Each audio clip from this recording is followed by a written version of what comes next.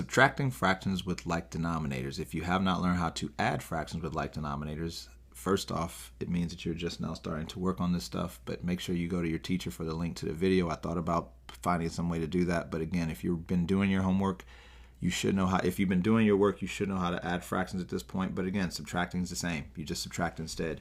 I think I told you in that part that this represents the number of pieces in the pizza.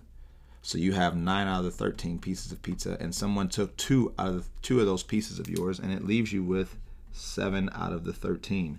The key thing to remember about adding and subtracting fractions is that this number stays the same. It does not change.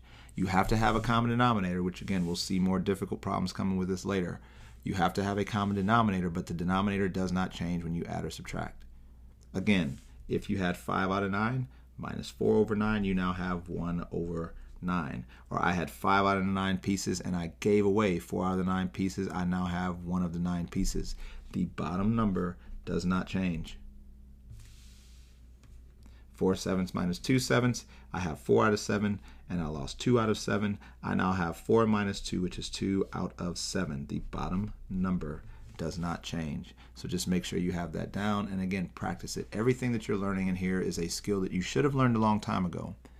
But if you don't know it, it's okay as long as you start to try to get it now. You are more than intelligent enough to get it this time around, but you have to focus on getting it, and you have to try your best to remember it, because this probably is the last time you'll have a teacher trying to teach you this stuff in your life. So just make sure you make the most of it, because you can be good at this stuff. You are intelligent enough to do this stuff.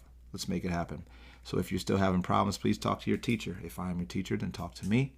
Outside of that, have a good day, and I will talk to you later.